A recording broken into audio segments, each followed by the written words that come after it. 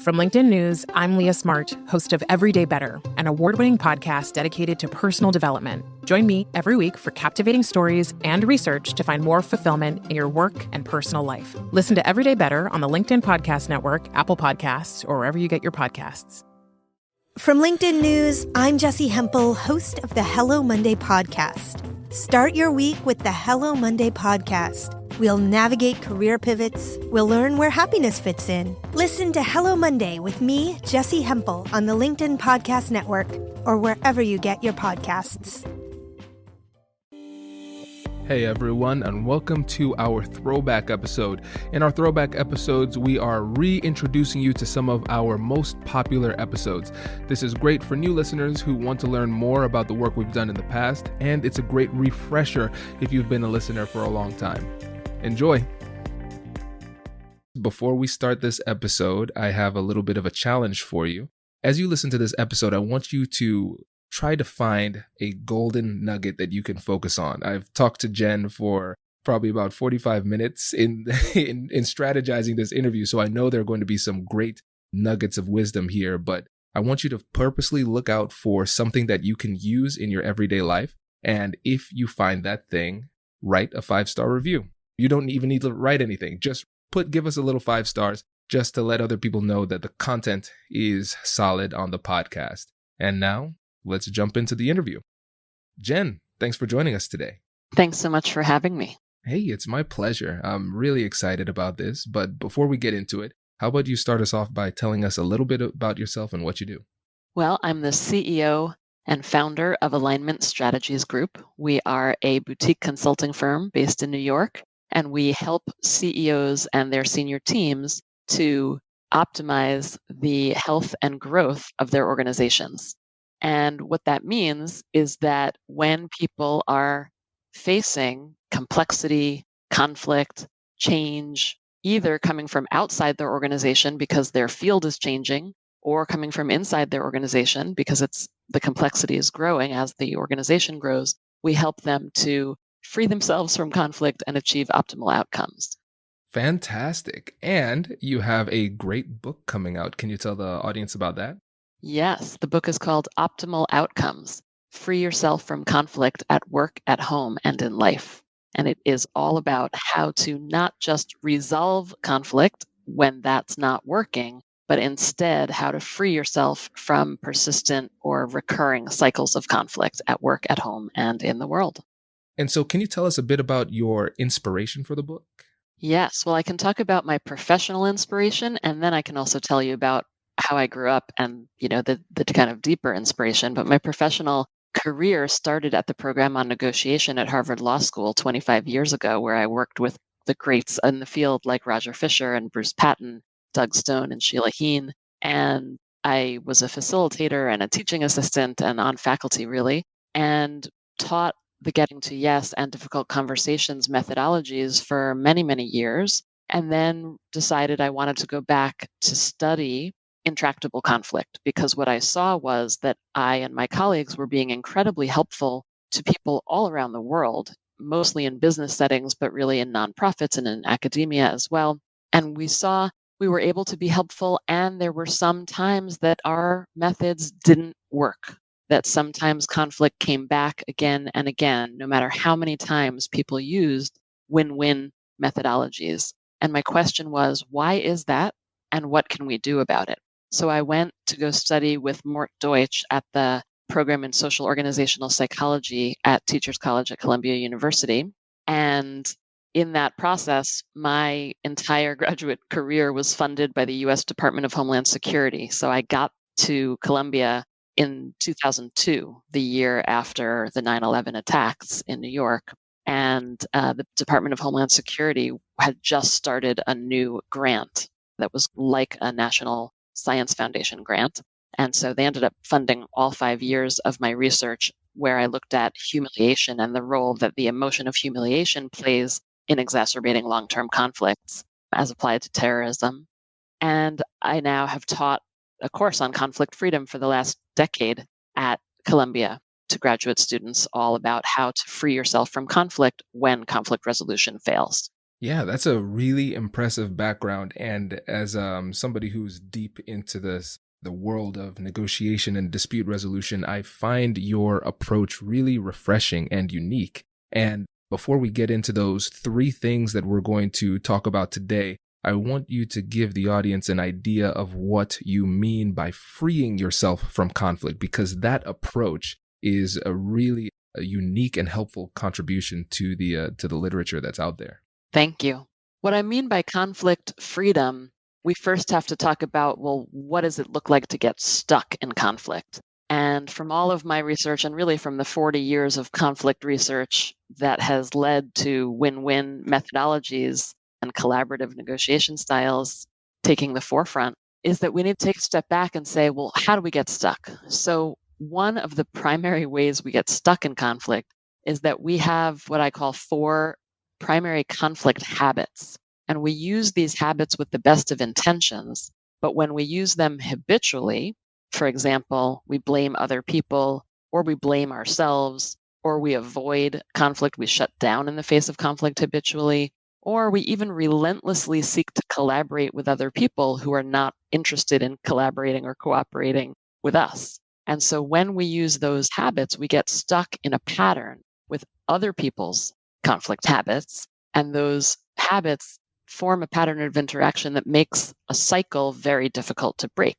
So the way that we can free ourselves from recurring conflicts is to actually do something different, something pattern breaking, something that will break the pattern that we've been in. So for example, if we're in a pattern where I blame you and then you blame me back, and we're basically blaming and attacking one another, one way to break that pattern is for one of us to free ourselves from that cycle by doing something different.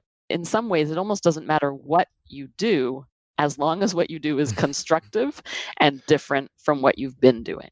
You could make a joke, you could avoid, right? If you if you took a pause, so I don't necessarily advocate going from one of these habits to the other as a way to break the pattern, but you could.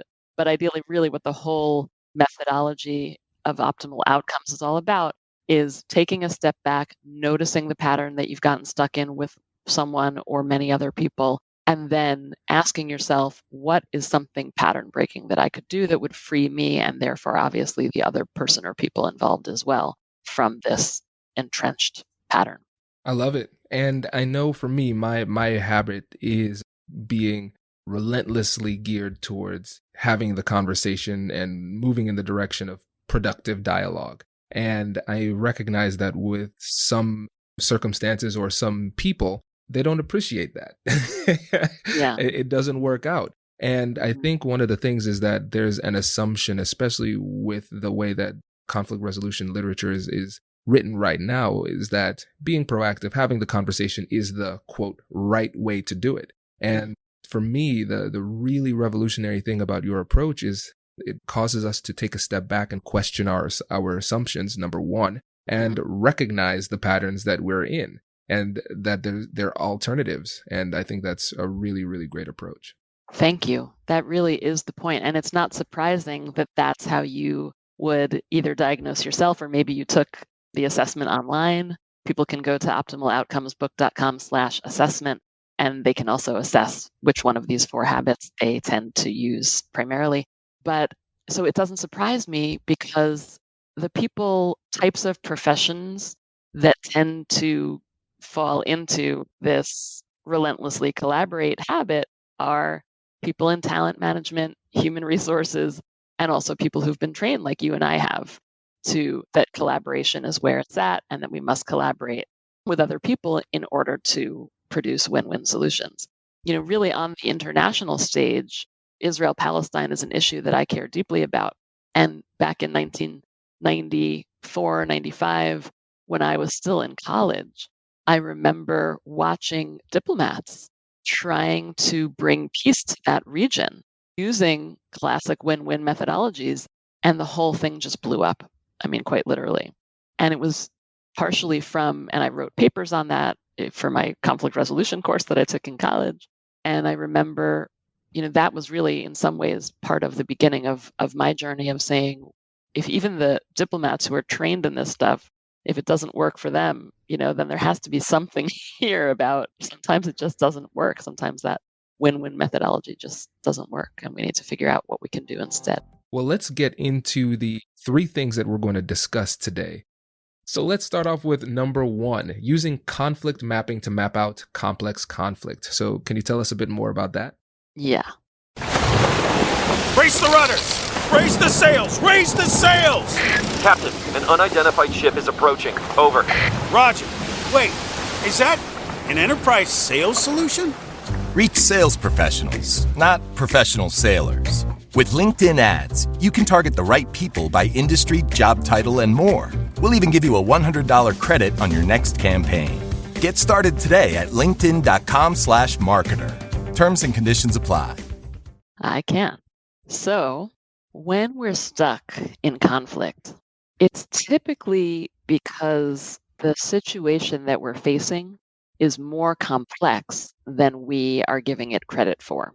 And so, and part of the reason why we as human beings tend to simplify very complex situations is that particularly when we're stuck in conflict, we get into that fight or flight mode. And that can help us. So if a tiger is chasing you, it can be very helpful to narrow your focus. You're focusing on that tiger and you're figuring out, how can I get away from this tiger?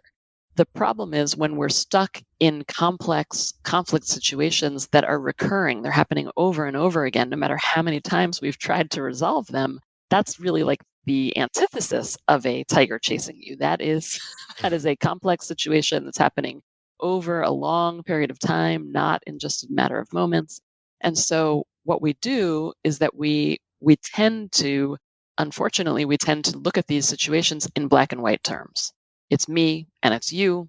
It's I'm right, you're wrong, you're to blame, I'm clear. And those points of view tend not to be so helpful in terms of helping us free ourselves from these situations. They tend to get us more stuck, more entrenched. So doing something to help us see the situation in a more complex way tends to be more helpful. Conflict mapping is a great way to see a situation in more complex terms. And what it means is very simple. It doesn't take more than a few minutes of your time. So what I always encourage people to do is either on a screen or on a blank piece of paper, put down the names of the people, just as a way to begin. Put down the names of the people who are obviously involved in the situation. And then what you need to do is put down at least one, ideally many more, names of people who are not necessarily obviously involved in the situation, but when you take a moment to think about it, you would say, yes, those people either are impacted by the situation or are impacting the situation.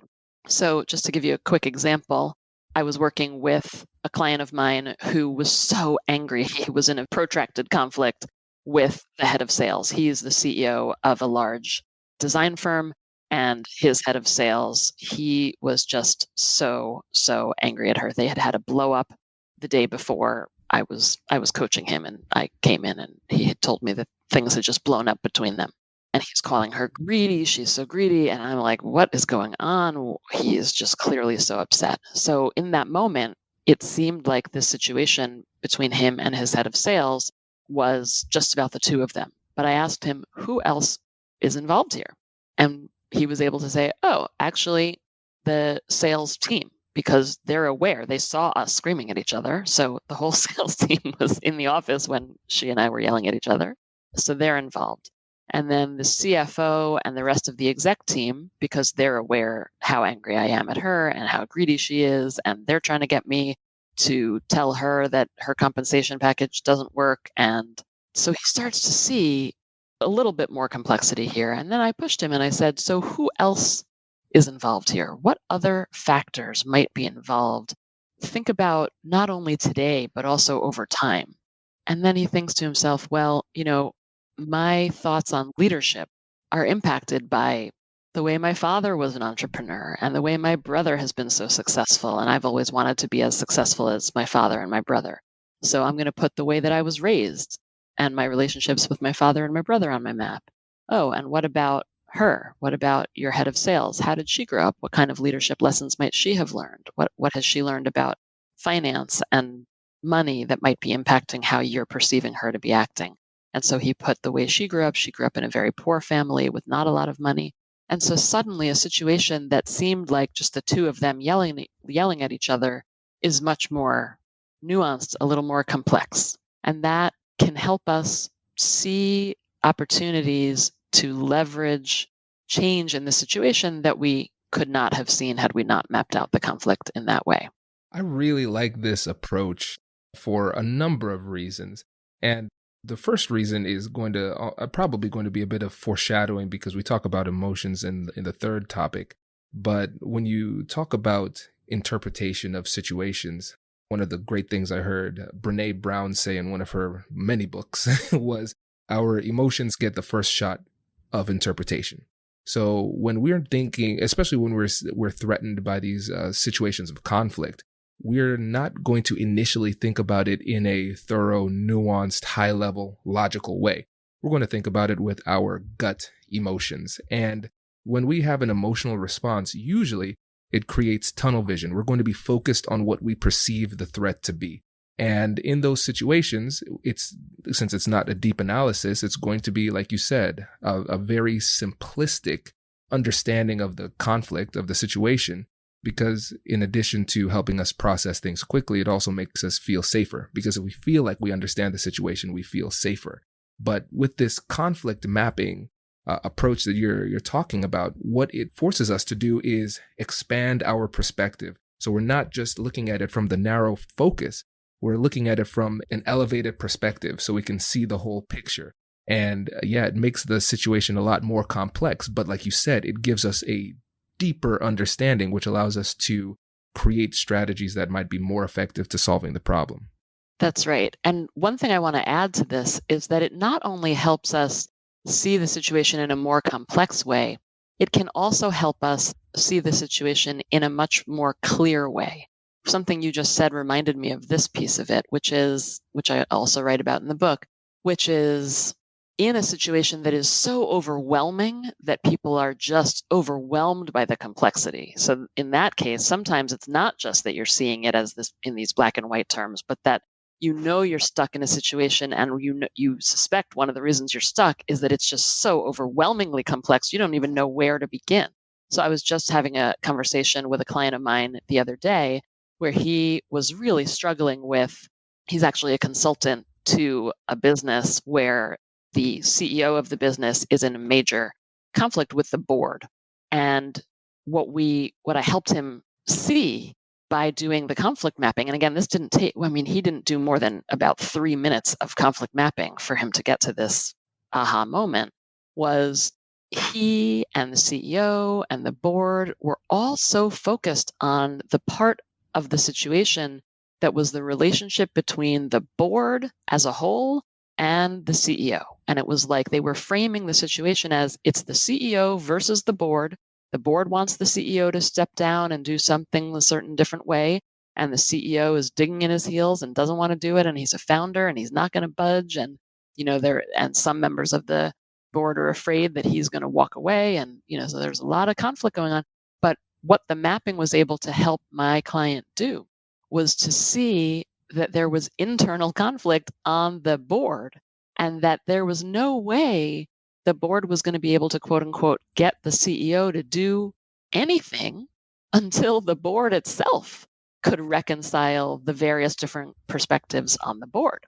Now, as I say that to you, it may even sound so obvious that, of course, that's what the board needs to do. But when you are entrenched, even this consultant had been hired to help in this situation, but he himself had gotten so entrenched that it was really hard for any of them to notice that they needed to take care of the relationships, the differing perspectives on the board before they even tried to, send any kind of messages whatsoever to the CEO directly.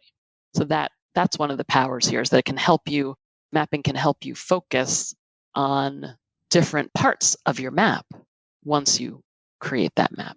That's great. Yes. So listeners, note, make sure when you're preparing for your negotiations, you include this conflict mapping. And also, too, if you haven't yet, download the negotiation preparation guides we have on the website. That'll help you prepare. And now after this conversation, I feel like I need to put some conflict mapping information on those guides too, because this is really, really powerful. So Kwame, what people can do is they can go on optimaloutcomesbook.com/map, and they can actually either download software, which is available to you at that site, or print out a paper-based space to create your map. And there are instructions on exactly how to create your map with lots of different steps to it. But it's relatively simple. And again, it can only take 5 minutes, or you could have a lot of fun with it and, spend more time on it. So you can do that either as a web-based tool or paper-based. And that's at optimaloutcomesbook.com. That's fantastic. Yeah, that's definitely something, listeners, you should do. And that's something that I'm going to play around with too. So thank you for that resource. I appreciate it. And let's move on to the second point. So the second point is how to identify not only your ideal values, but also your shadow values. This is really interesting. Can you tell us more about this one? Yeah. So we all have ideal values and shadow values. And what I mean by ideal values, it's those things that we care about, that we're proud to say we care about. Things like leadership or customer service or the customer's always first. Those are some examples on the organizational side. On the individual side, our ideal values might be things like adventure or spirituality or healthy living. These are things that we say we care about and that we are proud to say we care about. These are in contrast to what I call shadow values, which are things that we care about that we're not typically proud to say we care about. And the key here is that we not only don't admit these to other people, we often don't admit our shadow values to ourselves. We push them down into the shadow of our consciousness and we pretend that they're not there. The problem is that these shadow values are there and that they often ooze out and drive conflicts with other people. So let me give you an example of what I mean. Oh, and I can give you first some examples of typical shadow values. Things like caring about status or recognition or financial security.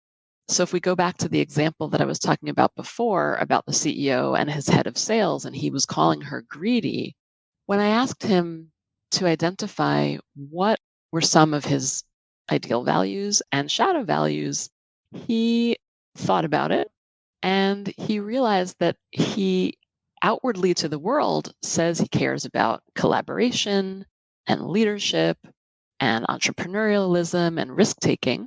And yet inside of himself, pushed down in the shadow, were values like authority and financial security, things that he wasn't very proud of, but because he had pushed down his own need for authority, he had not been able to say directly to the head of sales what it was that he really felt and what it was he really needed to say, which was, we need to lower your compensation package. Here are the reasons why.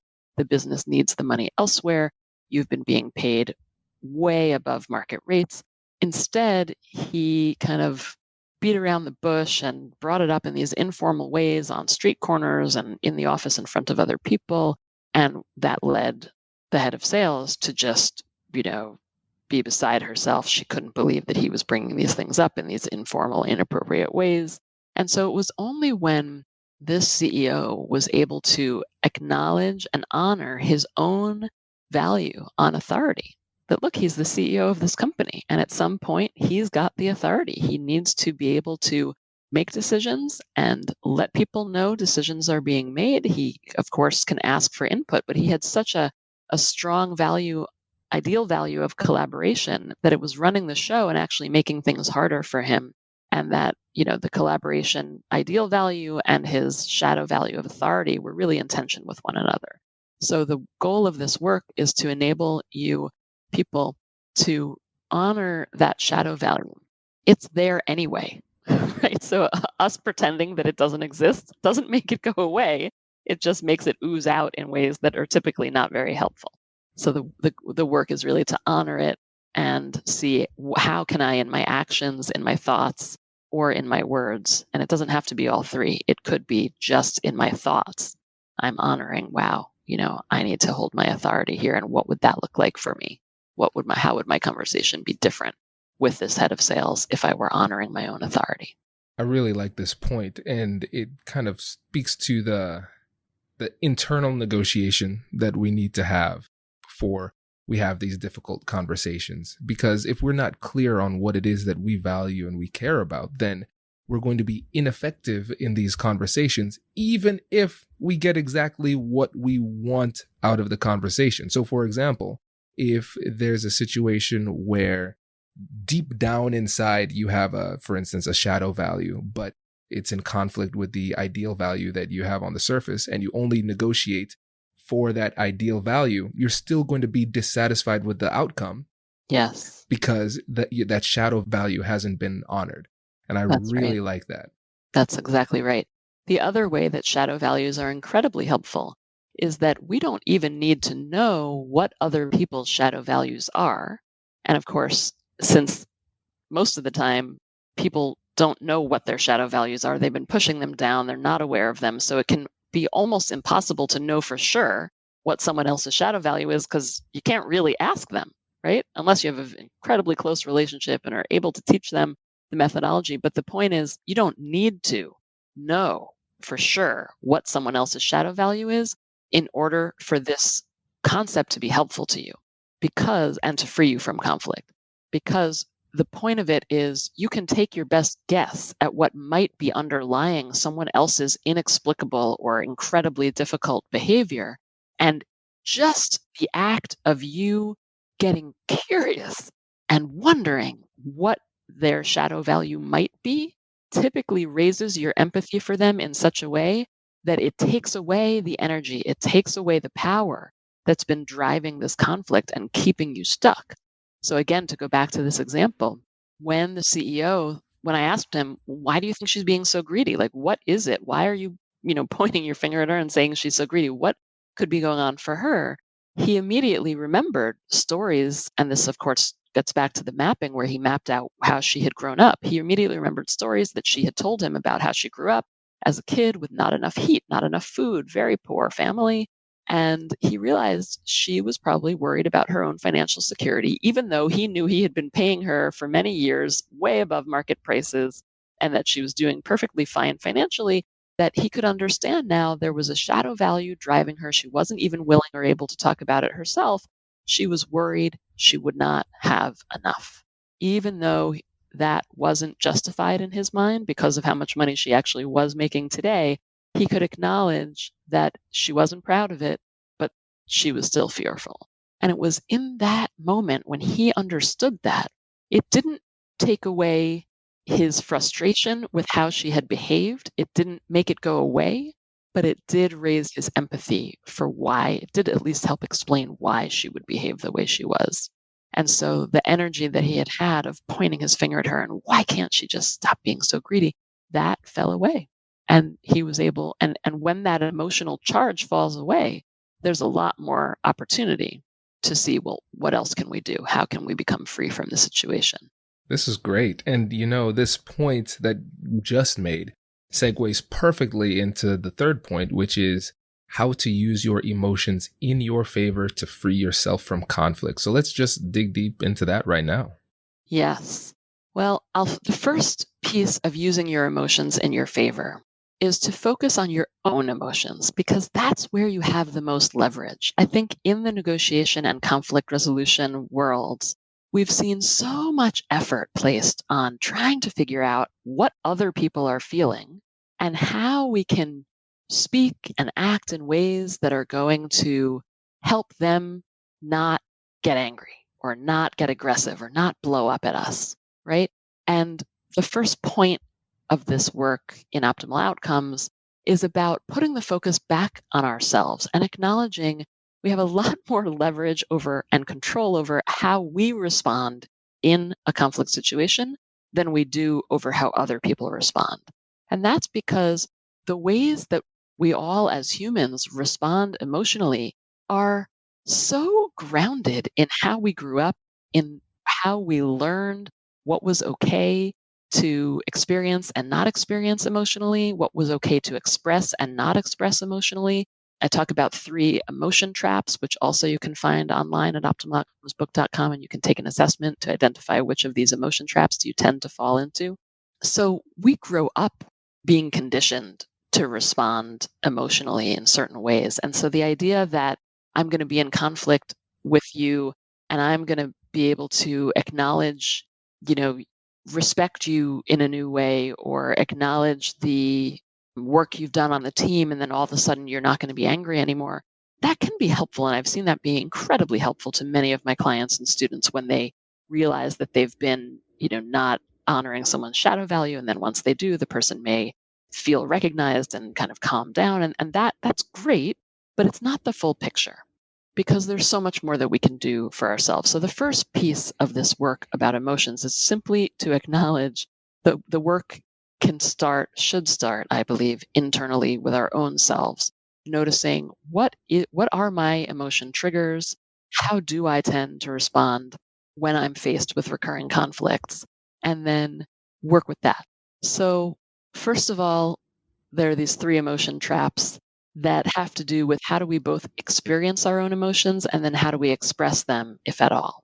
So for many of us, we experience our emotions in very intense ways. If we're angry, if we're joyful, it's intense. And similarly, how do we express those emotions? We express them by pointing them outwards towards other people. So if we're happy or joyful, we will smile, we might get up and dance, we might get up and sing. And also if we're angry, it might come out as yelling or screaming or even physically being violent. And so I call that the knee-jerk reaction. Then there's inaccessible emotions, which is in some ways the opposite, where people have a lot of trouble identifying even what am I feeling, and also typically don't show their emotions, don't express their emotions towards other people. And then combination of the two is we might experience our emotions inside of ourselves very intensely, but we've been taught that it's not okay to express those emotions. So that's a situation where the emotions might ooze out anyway, and other people are picking up on what we're feeling and we don't want them to be, and that can cause conflict itself. So each one of these 3 ways of experiencing and expressing our emotions can get us stuck in traps. And there's a 4th way, which I call the constructive way of dealing with our emotions. And that involves simply pausing when we notice we're experiencing emotions, or even pausing to ask ourselves, what are we feeling when nothing else is happening in the environment, but we're just simply pausing, right? We're not stuck in conflict in the moment, but we're taking a moment to pause. So nowadays, so many people have a yoga practice or a mindfulness practice. So as part of that practice, I encourage people to just ask the question, how am I feeling? What am I feeling right now? And to see if you can name the emotions. So that's the first piece, is just pause and ask yourself, can I name what I'm feeling? And there are lots of different ways to do that. The second piece is to ask, what message are my emotions sending me? Typically, anger, the message is, there's something not right here. Something's unfair. Something's unjust. Sadness is typically saying there's been a loss. A loss has occurred, and then there may be constructive ways to deal with that loss, which we'll talk about in a moment. Fear, danger ahead. That's the message. There's danger, either real or perceived. So really important to listen to that message. And then the next piece is, what is a constructive response that I could take in the outside world given those messages? So if there's something not right, something unjust, what constructive action could I take to make a difference and right that wrong or make that injustice more just? And that's when I think about people like Martin Luther King Jr. and Gandhi and Mandela, Rosa Parks, people who were able to take their anger. It's not that they didn't feel anger, but they took their anger and they listened to what message it was sending them, and then they took constructive action, and they, of course, encouraged other people to take constructive action as well. And that's the key. This is great. And I really, what it comes down to, first of all, is self-awareness. Yes. One of the things that I talk about in the presentations when it comes to emotion management is, like you said, we have to acknowledge the emotions of the other side, but also when it comes to understanding our emotions and wrestling with those and controlling them in a productive way, we need to understand and acknowledge our emotions, and labeling the emotions is a powerful way to do it. And so the first one, when it comes to self-awareness, if you're traveling somewhere and you know where you want to go, an important part of that process is not just knowing where you want to go, but knowing where you currently are as well. And a lot of times when it comes to these emotions, we don't know where we are. And then psychologically, the magic of actually taking the time to label the emotions, giving it a name, is the fact that it activates the part of the brain called the ventromedial prefrontal cortex. And so without going too deep into my psychology degree, that all you need to know is that's in the frontal lobe. That's where logical thinking happens. There's an antagonistic relationship between the frontal lobe and the amygdala where the emotions are found. And so by taking the time to label the emotion, what you're doing is you're activating that part of the brain, which starts to quiet the amygdala, which means that it's going to have less of a negative impact on you during the conversation. Yes, great. And another way that's perhaps less scientific, and more in the pop culture is people love this when I talk about the film Inside Out. And in fact, the chapter in the book starts with a description of the 5 characters in Inside Out, which Dr. Paul Ekman, who is a renowned psychologist, creators of that film, consulted him because he had done so much work on the universal emotions, and these 5 emotions of anger, joy, sadness, jealousy, and fear are given actual they're personified in that film. And so they have a way that they look, they have a sound to them, they have a voice, they may even have a smell to them, they have a way that they would feel if you touched them. And so we can think about our emotions also, if it's helpful to people, to think about your emotions in that way, that they are actually personified aspects of who you are, and that they all exist all the time inside of you. But some of them come up and, they kind of express themselves and then they go back down. I think another really important and interesting thing to remember about emotions is that they are like the weather. They come and they go, right? I once went on a backpacking trip in the White Mountains of New Hampshire for 4 days. And my only purpose, it was actually in the middle of when I was writing this chapter on emotions for the book. And my whole purpose for the 4 days was just to notice my emotions coming and going. And it really was amazing how, especially I was in the mountains and the weather just kept on changing and there was a lot of rain and, then the sun would come out. And I just noticed how without my doing anything, the sadness would come as I would think about people in my family who had passed away. And then it would move into disgust when I would, my boots would sink into the mud. And then it would go back to joy when I would reach the peak of a mountain. And, these things would just come and go. And so sometimes it can be helpful just to settle, just to let them be what they are and let them settle. This is great. Congratulations! You've just joined an elite club. By listening to a full episode, you're now officially on the Negotiate Anything team. So welcome aboard. What most team members do is they subscribe to the podcast because that allows them to automatically get the latest episodes of the show. The best things in life lie on the other side of difficult conversations. Keep learning, keep practicing, and keep getting better. Your relationships will improve, your career will soar, and you'll have the confidence you need to get the most out of these crucial conversations. Again, thank you for joining the team. We're excited to have you, and I will see you in the next episode. I'll catch you later.